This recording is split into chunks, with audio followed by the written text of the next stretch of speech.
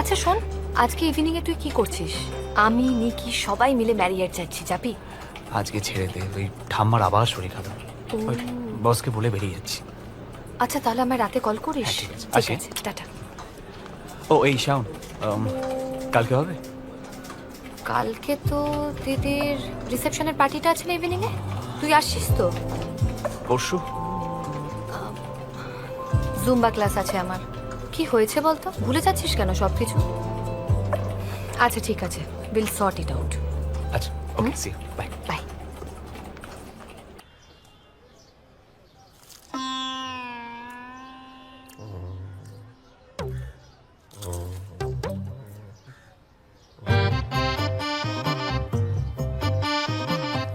মা, ডাক্তারবাবু এসছেন। ওয়েট,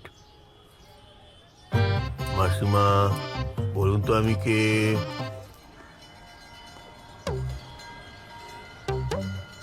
মঞ্জিরাম।